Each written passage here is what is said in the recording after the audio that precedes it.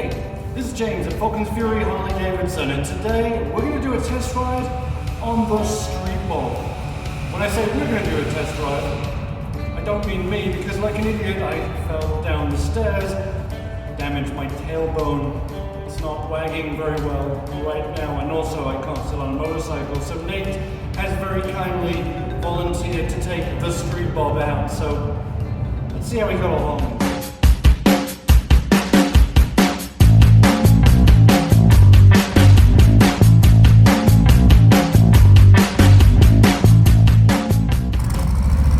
And Nate is off. Now Nate didn't want to talk over the video, so I said no problem, I'll do that. I've ridden enough Street Bobs in my time to be able to talk fairly comprehensively about them.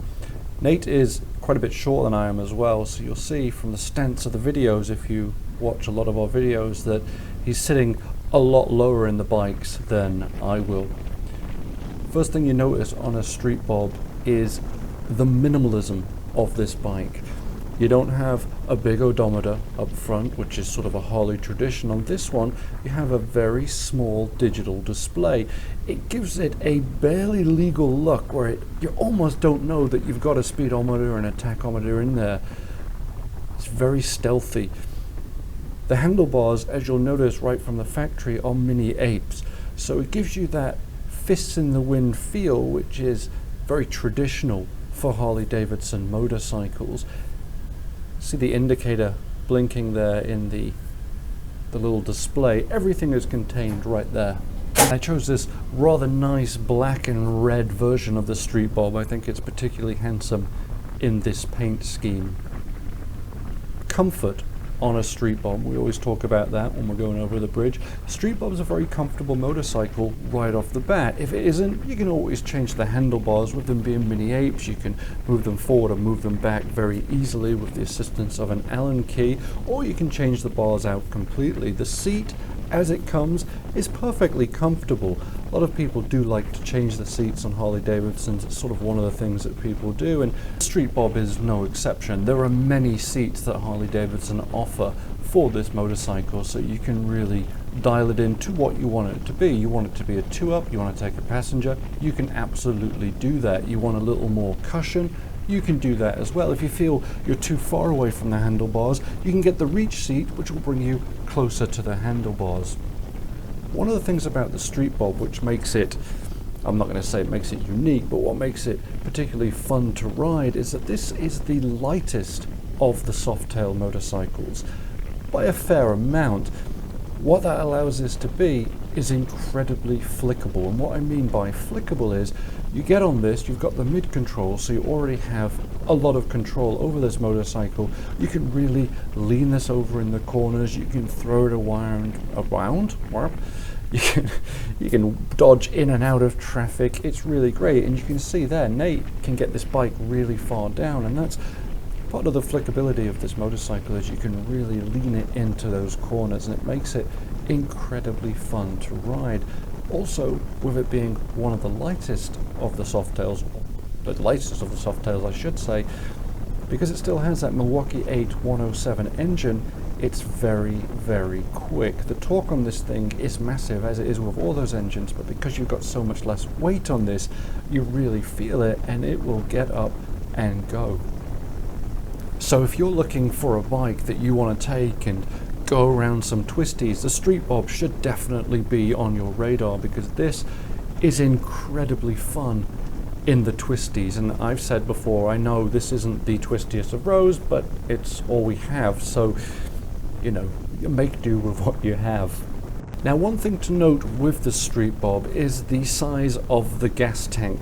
It is quite a bit smaller than some of the other Softails. On this you only have a 3.5 gallon tank, so that means you're not going to be able to go quite as far between fill-ups. But at the same time, what that does is it reduces the weight, it reduces the width of this bike, and it all adds to that flickability of it. So you have to sort of decide, are you more interested in long distance, or are you more interested in something that you can really throw around? And that's not to say that you can't take the Street Bob on long distance rides. You absolutely can. Is it going to be as good as something like a road glide or a street glide? No, Absolutely not. Is it going to be as good as a Softail Heritage? No, because you don't have the bags. But the comfort on this bike is enough where you can ride this for a very long time and be absolutely comfortable. And it looks really, really cool. The blacked out engine and all the parts on this bike just really give it a really custom bobber look, which that's where the name Street Bob comes from. It looks like a bobbed out motorcycle. So with all that being said, no, the Street Bob is not a touring motorcycle. It was never intended to be. It is more at home on these kind of roads, in the city streets, hopping from cafe to cafe. What I do love about the Street Bob is how easy it is to turn, and here we are at New Construction Corner, and as you can see, these nice sweepy corners, it just loves to get down in them and just take them. It really is a fun motorcycle to ride. It does have the mid controls, as I mentioned earlier. Now, some people love the mid controls, some people don't love the mid controls. Now with the mids, what it gives you is certainly more control over the motorcycle. Your triangle is, you just have more control. It is that way. That's why sport bikes, etc. have mid or rear controls. It gives you more control over them. Is it as comfortable? For some people, yes. For me personally, being 6'3", it's more comfortable for me to ride with forward controls. Nate, however, on this bike says he really enjoys the mids because of his size. It's just more comfortable. His knees aren't as squished up as mine are. And when we talk about the handling of the bike, here you'll see in a slow corner just how agile this is. Here Nate's going at a very low speed, but he can still get the bike leaned over, and that is one of the beautiful things about the Street Bob. I mean, the Softail line in general, they're all very, very maneuverable, but the Street Bob, because of its less weight, really just likes to be, I was going to say manhandled, but it doesn't like to be manhandled, it just likes to be handled. Now, I've said it before, and I'll say it again, I think the Street Bob is a great step-up motorcycle. Let's say you've been on a Sportster for a while, or another bike, not necessarily a Harley Davidson, but you want to get into the Harley family, or you want to upgrade from your Sportster. The Street Bob is a great way to do it. It's such a natural motorcycle to ride, it's effortless to ride. And so going from a Sportster or a different brand of motorcycles, the Street Bob will really give you a feel for the Harley Davidson brand. It's on that Sportstail architecture, which is just spectacular. I've said many times, I think it's some of the best motorcycles Harley Davidson are making right now is this Softail lineup. With the Street Bob you get that, but you get this very cool minimalist look, which is very traditionally Harley. When you look at a Street Bob, you go, yeah, that's what a Harley Davidson is supposed to look like. It's stealthy, it's low to the ground, it's got the handlebars up in the air, and there again you can see it just loves to take those corners. The Street Bob has all of that. It is I was going to say the complete package, but I hate that phrase, the complete package. But the Street Bob is the complete package. It's just fantastic. The only thing, or the only caveat with it is the smaller gas tank. And that is, it's a design choice. It makes it lighter, it makes it more throwable. It sacrifices a little bit of fuel range. Is it worth it? Yeah, I think it's worth it. It's just an awesome motorcycle, and you should get down here to Falcon's Fury and take one out for a test ride. You will not regret it. You will love it. Now, the more observant of you will probably notice that Nate is taking a slightly different route than I normally take in these videos, and I didn't know he was going to do that, so I was going to end the video with this just really a cinematic masterpiece of him riding in slow motion. It was going to be superb. I had my camera all set up.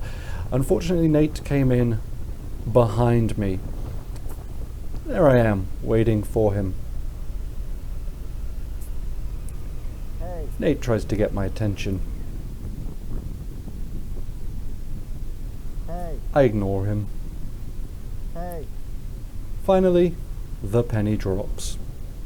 Oh, you want me to?